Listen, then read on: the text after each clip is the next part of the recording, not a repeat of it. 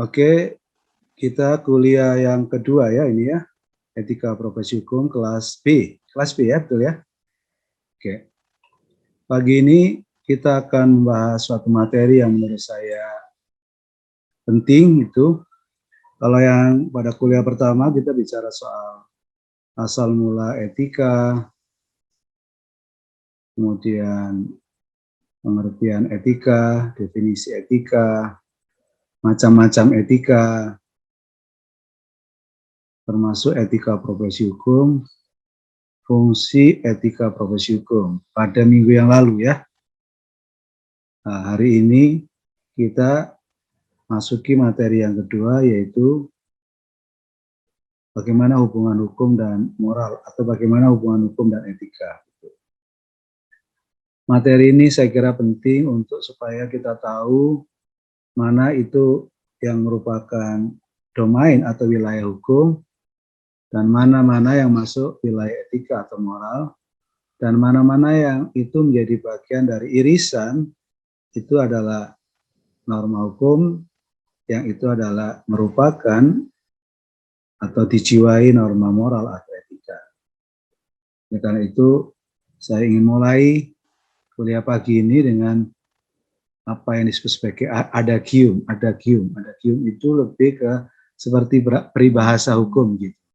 Jadi pada kekaisaran Romawi, ya Roma atau Romawi itu ada adagium hukum yang mengatakan Huit legesina moribus.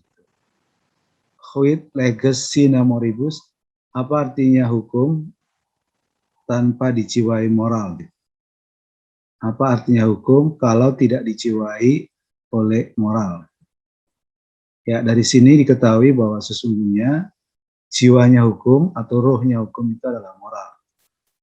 Rohnya hukum itu adalah etika. Yang kedua, menurut Thomas Aquinas, dikatakan bahwa setiap orang secara moral hanya terikat untuk mentaati hukum yang adil dan bukan pada hukum yang tidak adil. Ini secara moral ya, maksudnya. Secara moral, jadi orang itu atau manusia itu, kita atau warga negara itu hanya terikat untuk mentaati hukum yang adil. One is morally bound to be just law. Jadi setiap orang itu hanya terikat secara moral untuk taat patuh kepada hukum yang adil, but not unjust law, bukan pada hukum yang tidak adil gitu. Jadi ini penting sebagai warning, sebagai alarm, sebagai sinyal bahwa secara moral, katanya Thomas Aquinas, kita ini hanya patuh taat pada hukum yang sesungguhnya adalah berisi just law, berisi keadilan gitu. Ya kalau kemudian kita berpikir sebaliknya, ya berpikir sebaliknya itu maksudnya kalau Thomas Aquinas bahwa setiap orang itu adalah terikat mentaati hukum yang adil, ya kalau hukumnya tidak adil secara moral berarti tidak maksudnya tidak harus ditaati gitu kan, kalau hukumnya tidak adil. Tetapi secara moral loh ya, itu secara moral. Berikutnya adalah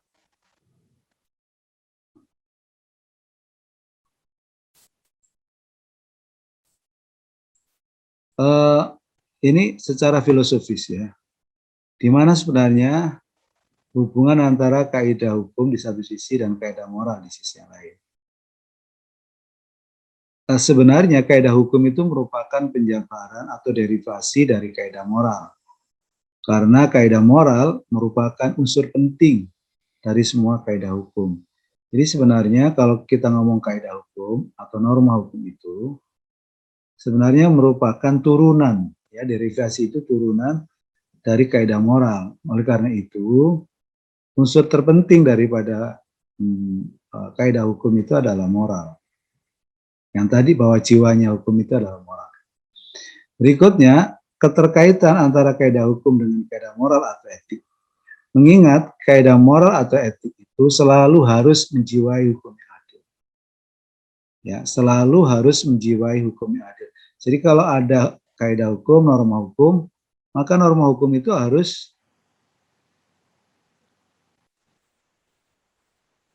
dijiwai oleh jaslo tadi, hukum yang adil.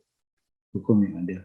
Hukum membutuhkan moral sebagai landasannya. Hukum membutuhkan moral sebagai landasannya. Sebagai ruhnya, sebagai jiwanya. Jadi kalau nanti penjelasannya badannya, raganya itu hukum, tapi jiwanya atau rohnya itu yang disebut keadilan. Ya, itu maksudnya. Oke, berikutnya.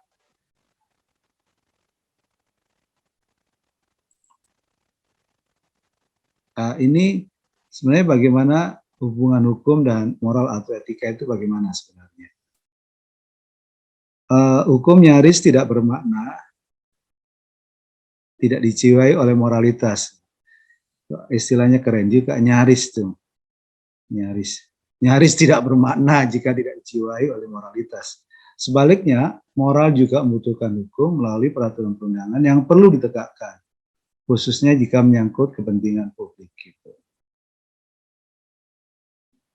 Ya sebenarnya kalau hubungan suami istri gitu, mohon maaf ya, mohon maaf, hubungan suami istri, kalau ada suami istri, itu kan apa namanya?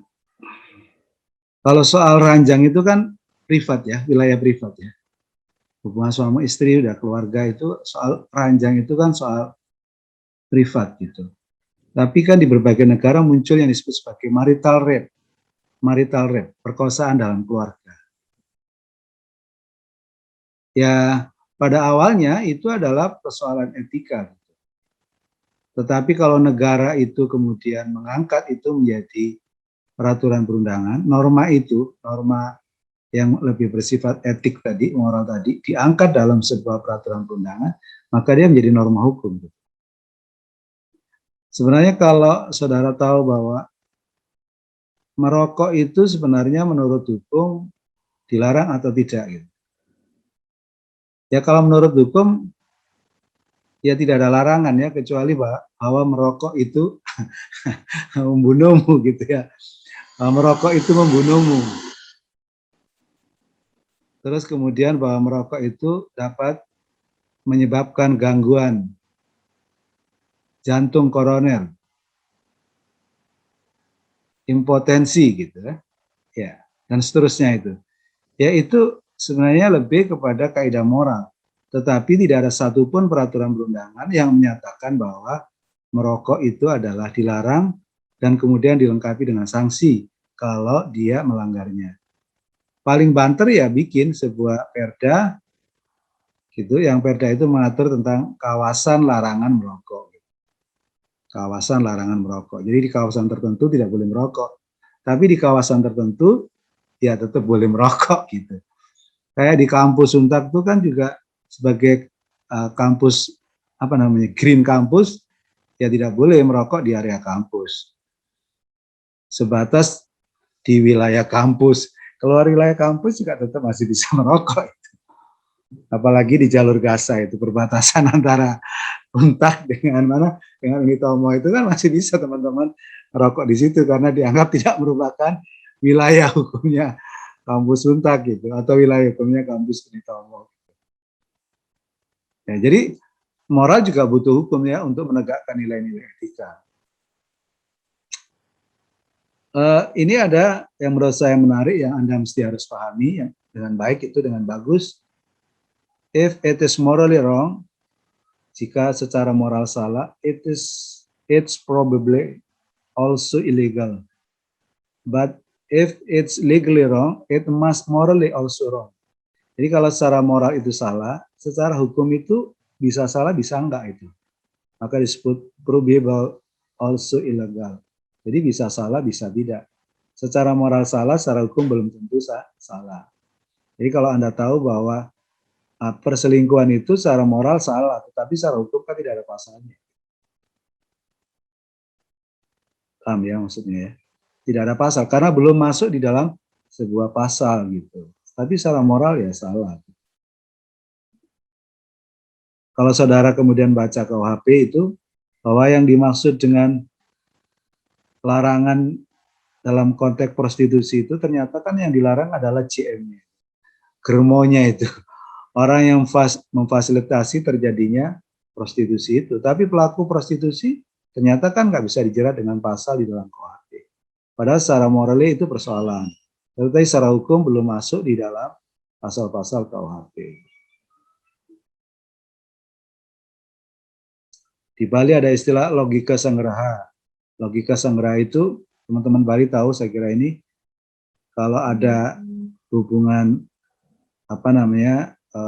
hubungan di luar pernikahan itu ada sanksi pidana adatnya.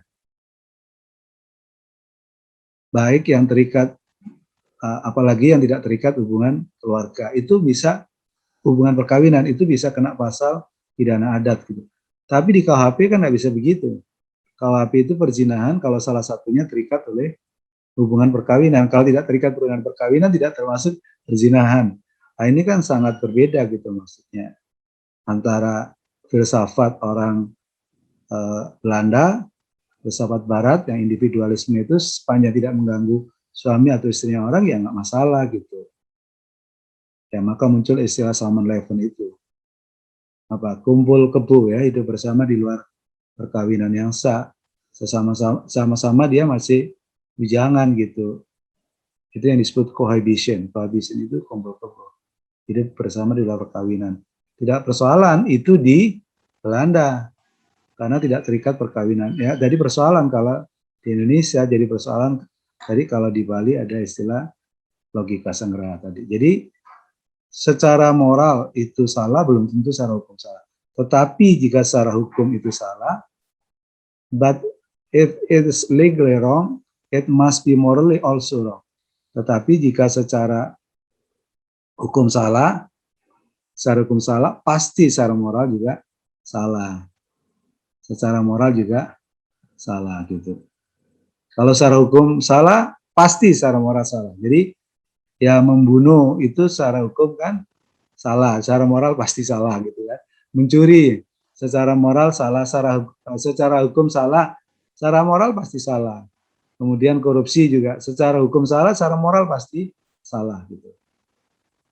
Ya, ini penting saudara pahami. Jadi jika secara moral salah, secara hukum mungkin salah, mungkin tidak, tergantung apakah tadi itu dituangkan dalam peraturan perundangan. Tetapi jika secara hukum salah, pasti secara moral juga salah. Oke. Secara hukum bahwa membunuh itu adalah salah gitu. Ya pasti secara moral juga salah. Berikutnya adalah ada kaidah hukum yang bersumber dari kaidah moral. Malah moral agama ya sebenarnya. Jadi kaidah hukum, norma hukum itu tapi bersumber dari kaidah moral itu. Larangan mencuri, berzina, membunuh gitu. Ini sebenarnya kan bersumber pada ya kalau di Muslim ini kan di Al-Quran, di Al-Hadis, tapi juga ini ada di Alkitab dan ada di berbagai istilahnya kitab yang dianut oleh agama di berbagai negara termasuk di Indonesia, yaitu adalah bersumber dari kaidah moral sebenarnya, dilarang mencuri, dilarang berzina, membunuh dan sebagainya itu. Yang kedua ada kaidah moral yang mengatasi kaidah hukum. Jadi ini kaidah moral tapi jauh lebih tinggi dari sekedar hukum. Misalnya membesuk teman sakit, ada teman kuliah sakit tapi bukan COVID gitu, itu ya tidak dilarang tuh kalau saudara, secara hukum tidak dilarang kalau saudara tidak besuk gitu. Tetapi adalah sesuatu yang baik, sesuatu yang bernilai moral kalau saudara kemudian membesuk teman Anda yang sakit gitu.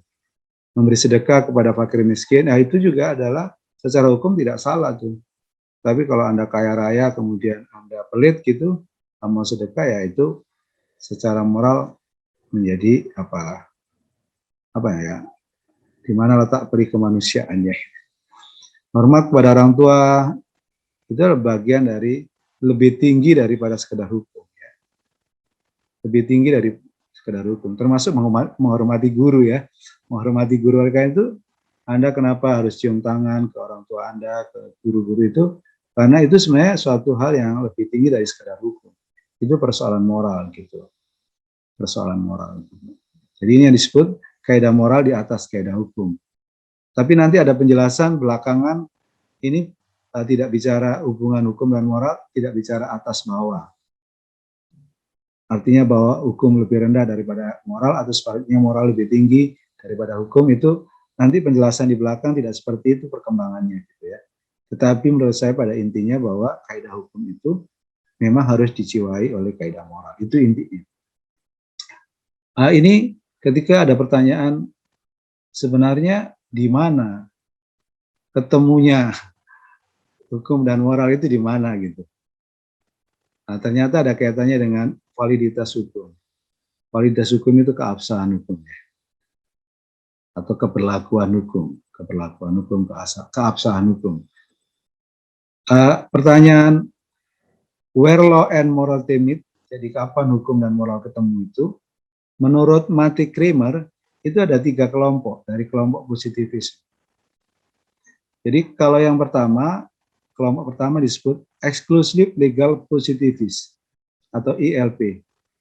Dia mengatakan bahwa antara hukum itu dan moral ya, ini tertulis politik gitu ya. Maksudnya moral itu. Antara hukum dan moral tidak ada kaitan. Jadi kalau aliran positivisme murni bahwa hukum positif itu, hukum yang berlaku pada suatu negara tertentu untuk saat ini, itu harus dipisahkan dari anasir-anasir non-hukum. Sosial, budaya, ideologi, agama, termasuk moral. Gitu. Ya, ini yang disebut sebagai exclusive legal positivist. Eksklusif, jadi hukum itu adalah terpisah dari urusan moral. Jadi oleh karena itu dia katakan moral tidak bisa dijadikan dasar menentukan validitas hukum dan dianggap sebagai extra legal standard. Jadi moral itu adalah standar di luar hukum. Standar di luar hukum.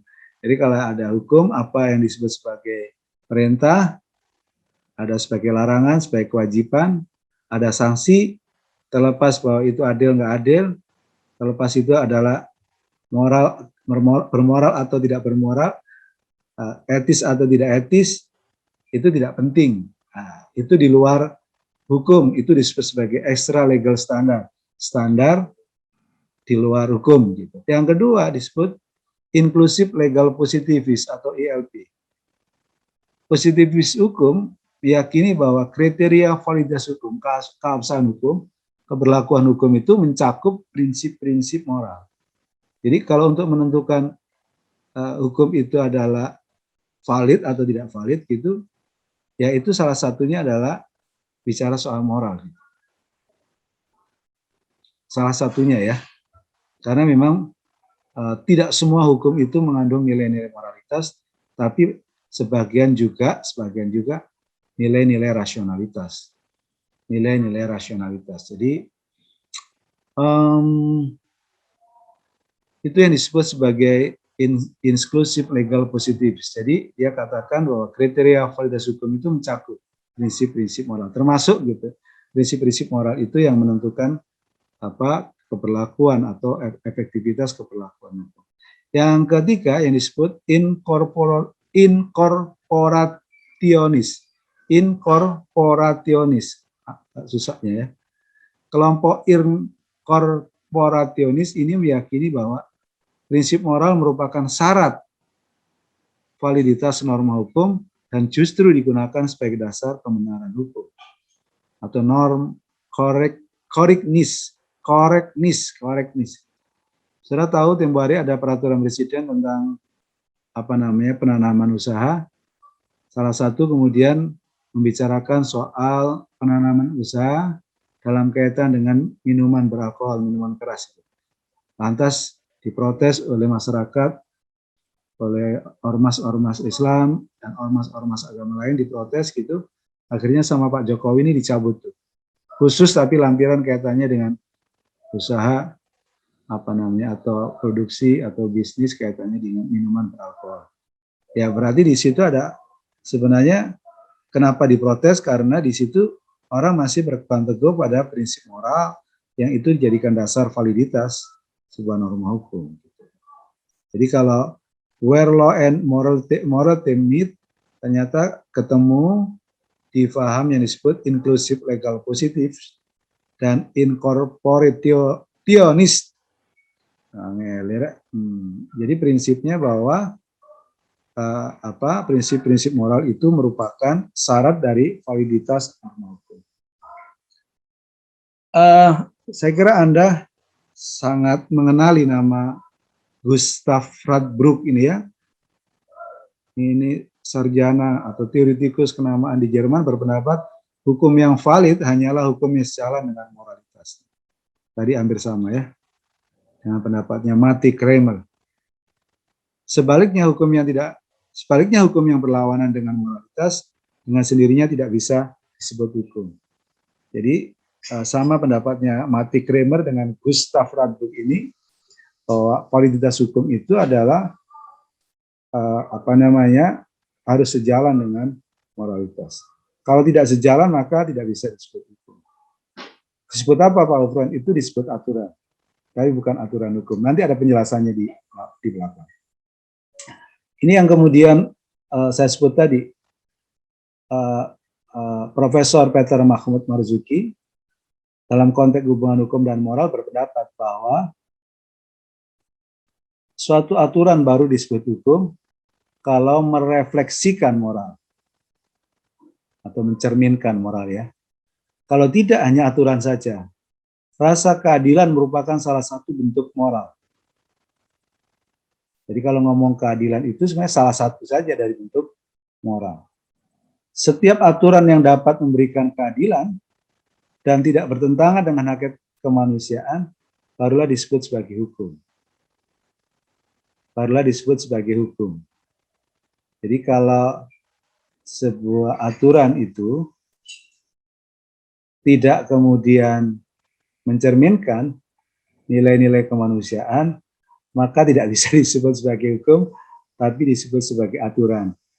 Peter Mahmud memberikan sebuah contoh bahwa kalau di sebuah negara ternyata itu masih ada diskriminasi. Kalau dulu kan ada saya lupa itu di pasal 161 Indisesstaatregeling itu kan, tentang pembagian golongan penduduk dan hukum yang berlaku gitu. Kalau Anda belajar PHI atau PHI kan. Itu kan ada Eropa dipersamakan dengan Eropa, Timur Asing disamakan dengan Timur Asing, kemudian ada pribumi gitu kan. Terus hukumnya berbeda. Itu kan sebenarnya diskriminatif kan? Diskriminatif. Sebuah hukum yang kemudian itu adalah diskriminatif, menurut Peter Mahmud Marzuki tidak bisa lagi disebut hukum, tapi itu disebut sebagai aturan. Malah ada yang kemudian menurut saya menarik itu, pendapatnya guru besar di Fakultas Hukum UGM, dia mencontohkan bahwa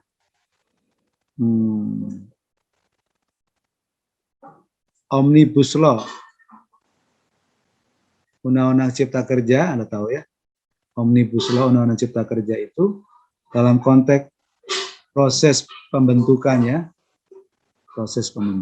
ya, kaitannya dengan keterlibatan partisipasi publik gitu, dipandang proses pembentukannya kurang demokratis. Gitu.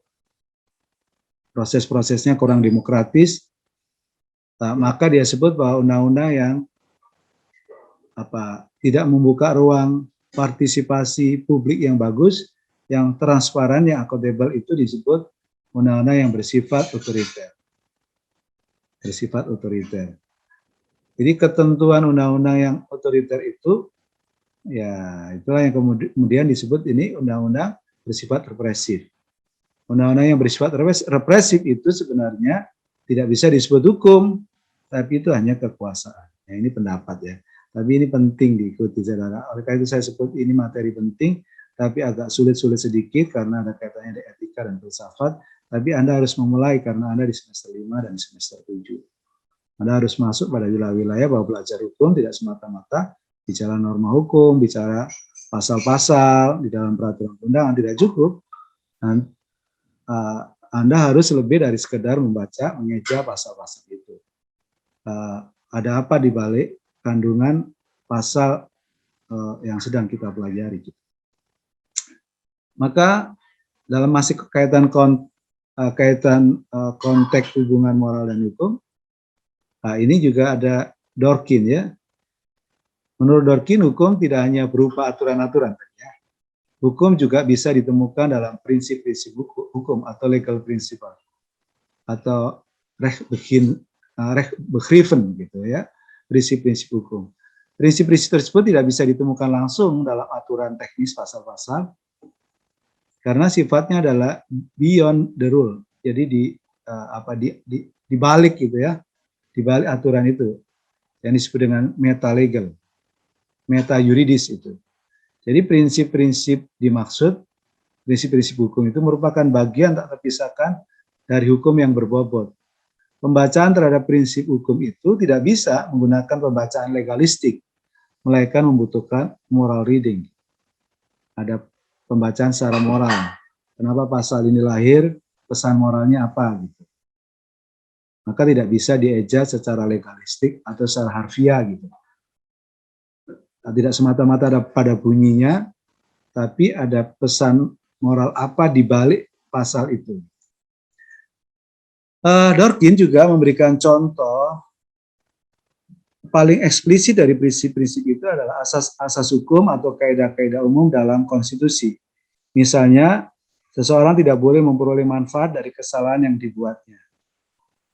Ini yang sangat terkenal dikutip oleh Mahkamah Konstitusi dalam setiap membuat putusan terkait dengan sengketa pilkada atau sengketa pilpres itu, sering kemudian mengutip prinsip hukum ini. Jadi nullus commodum capere potes de injuria sua pro pria. Atau kalau dalam bahasa Inggris saya lebih paham. Ini kayaknya bahasa Latin. Kalau dalam bahasa Inggris itu no one can gain advantage by his own wrong. Jadi maksudnya orang itu tidak boleh memperoleh manfaat dari kesalahan yang dibuatnya. Jadi kalau dalam pilgub, pilihan gubernur atau pilihan kepala daerah atau pilpres, salah satu pasangan itu food buying gitu ya, food buying. Food buying itu gimana tuh? Beli suara gitu maksudnya ya. Dia menang dengan membeli suara itu, bahkan melakukan intimidasi supaya dia terpilih. Ya, mengintimidasi. Kalau enggak kamu gitu. Ya, mestinya menurut Dworkin itu bahwa pemenang yang seperti ini tidak bisa disebut sebagai pemenang karena pertandingannya itu tidak fair play gitu maksudnya. Maka seseorang tidak boleh memperoleh kemenangan atau manfaat dari sebuah pertandingan yang tidak fair play tadi. Nah, itu prinsipnya gitu.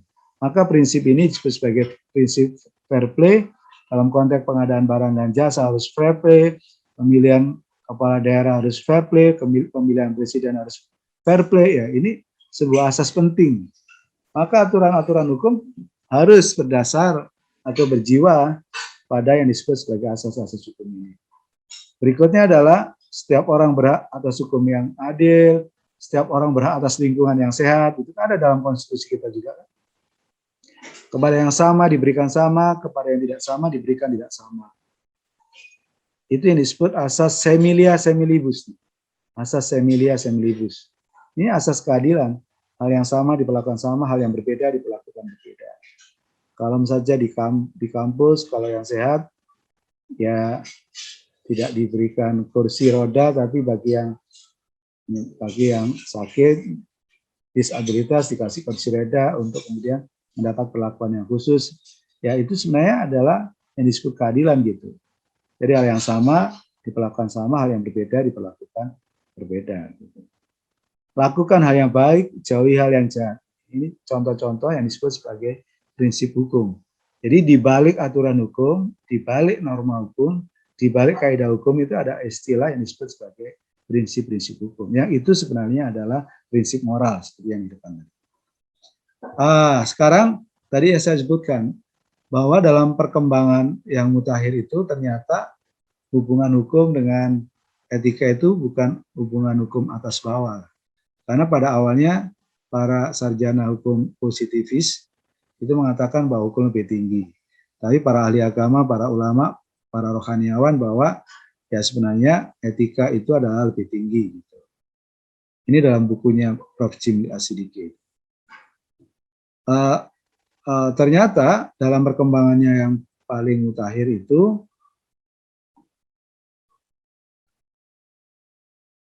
hubungan antara norma agama, norma etika, dan norma hukum cenderung saling bergantung dan membutuhkan hubungan yang komplementer, yang bersifat sinergis antara satu dan lain. Jadi hubungan yang saling melengkapi, hubungan yang bersifat simbiosis mutualisme gitu, antara apa? Antara norma agama, norma etika, dan norma hukum. Ternyata norma hukum itu adalah berdasar norma etika, sebagian norma etika itu ternyata dasarnya adalah norma agama. Menarik sebuah perbandingan bagaimana di Amerika seorang hakim namanya Errol Warren, ketua Mahkamah Agung di tahun 53 tahun 69. Jadi ketua Mahkamah Agung Amerika Serikat, jadi Supreme Court, dia mengatakan law float in a sea of ethics. Jadi hukum itu mengapung di atas samudera etika. Hukum tidak dapat tegak jika air samudera etika tidak mengalir. Jika kehidupan sosial tidak beretika, mana mungkin menegakkan hukum yang berkeadilan.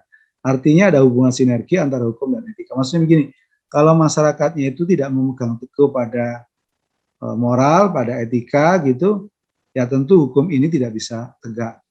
Maka aspek etika, aspek moral itu penting di dalam konteks menegakkan hukum yang adil. Jadi kalau kita membayangkan bahwa ini laut, tapi lautnya kotor, artinya lautnya ini tidak bersih ya, kotor, tidak bersih, artinya itu adalah tidak dijiwai dengan prinsip-prinsip moral gitu, ya tentu tidak ada artinya gitu maksudnya.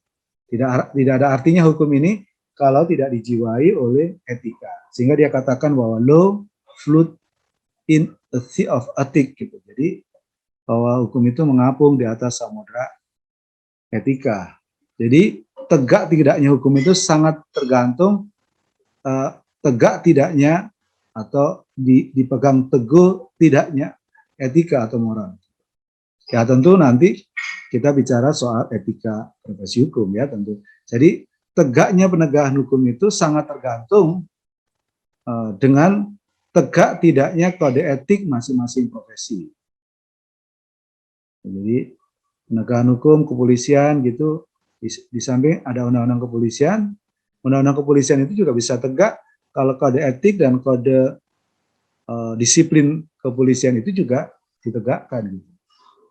Tapi kalau kode etik dan kode disiplin kepolisian itu tidak ditegakkan, ya akan sulit kemudian penegakan hukum apa yang terkait dengan undang-undang kepolisian. Begitu seterusnya, kaitannya jaksa, kaitannya hakim, kaitannya notaris, kaitannya advokat, dan kaitannya BPAP.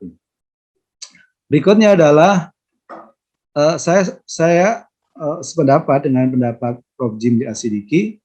Jadi ternyata hubungan antara hukum dan etika itu adalah bersifat luas sempit, bersifat luas dalam, bukan atas bawah. Maksudnya itu yang lebih luas itu adalah etika, samudra tadi ya. Yang sempit itu adalah hukum. Yang luar itu adalah hukum, yang dalam itu adalah etika. Apa artinya? Artinya adalah dalam konteks tadi, hubungan norma agama, norma etika, dan norma hukum. Norma agama itu sumber etika. Etika adalah jiwa dari hukum. Nah, hukum adalah jasadnya, maka etika adalah ruhnya, yang berintikan nilai agama dan moral. Hukum tidak boleh terlepas dari ruhnya, yaitu etika keadilan. Ya, oke. Ini nanti saudara baca perbedaan hukum dan moral gitu ya. Ini perbedaan etika dan hukum. Ya nanti arahnya ke sini kode etik ya, ada kode etik itu kode etik internal profesi berlaku di itu. Tujuannya adalah mengatur tata tertib dan memelihara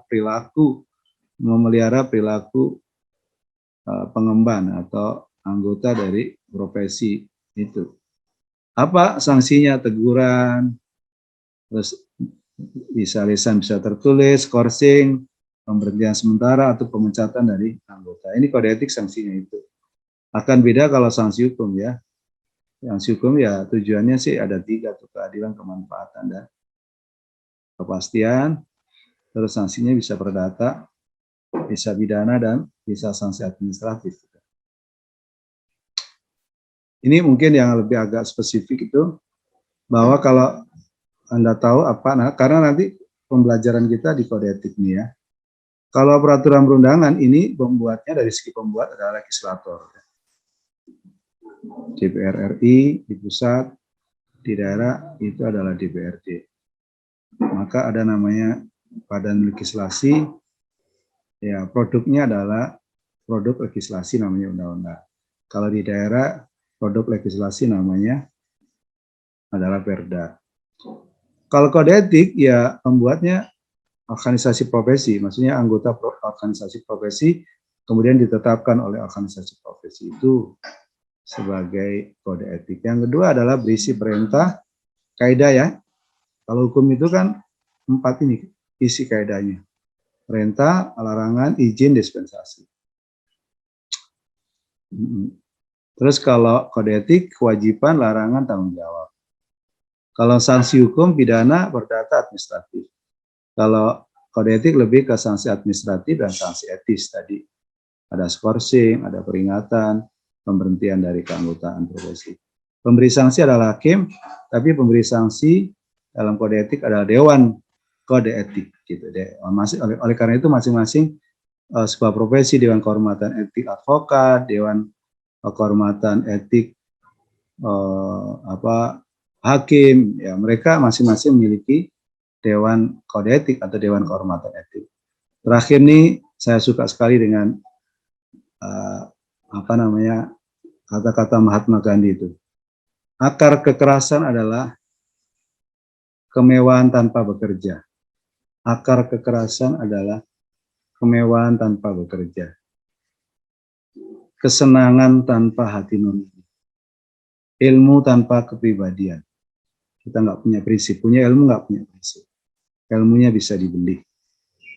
Perdagangan tanpa moralitas. Yang penting untung. Tidak peduli itu merugikan orang atau pihak lain. IGP, emangnya gue pikirin. Gitu ya. Perdagangan tanpa moralitas. Yang penting dia kaya. Sains tanpa humanitas. Jadi ilmu pengetahuan tanpa pri kemanusiaan. Penyembahan tanpa pengorbanan. Jadi katanya Mahatma Gandhi itu, kalau orang bilang penganut agama, dia beribadah gitu, ya sesungguhnya adalah selain di penyembahan tanpa pengorbanan. Tapi kalau ada penyembahan tanpa pengorbanan, yaitu akar kekerasan. Terakhir adalah politik tanpa prinsip nilai. Itulah kenapa saya ikutin bagaimana para politisi, pejabat negara itu dalam kondisi pandemi COVID, ternyata kemarin saya mengikuti medsos, itu Bupati sama Sekda Jember, ternyata ada keputusan Bupati yang mengatur tentang tunjangan, insentif, bagi insentif 100.000 untuk pemakaman COVID, itu bagi Bupati dan Sekda dan seterusnya itu. Secara hukum ya sebenarnya tidak ada masalah gitu, tapi secara moral, secara etis, secara pri kemanusiaan dipertanyakan. Walaupun pada akhirnya sang bupati sama sekdanya dikembalikan. Termasuk kalau anggota DPR minta isoman mandiri di hotel gitu ya nggak tepat dia. Terus anggota DPR dapat APBN untuk multivitamin ya itu juga gitu-gitu itu nggak tepat. Itu yang disebut tidak memiliki sense of crisis gitu. Nah, saya kirim video saya tentang bagaimana scene of crisis pejabat negara terkait pandemi COVID-19. Terima kasih. Barangkali ada ingin didiskusikan, silakan. Halo?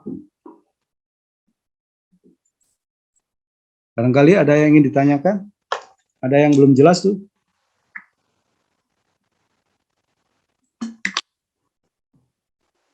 Tolong on kamera lagi, saya foto lagi. Tadi yang nggak muncul-muncul, tolong muncul. Tadi yang nggak muncul-muncul. Yang nggak muncul-muncul, tolong muncul.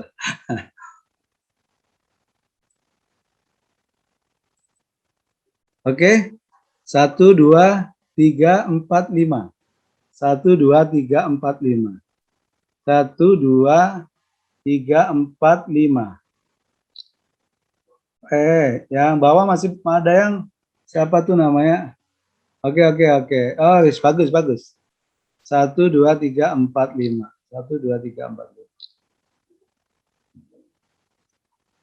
Halo, ada yang ingin ditanyakan atau cukup? Sekian.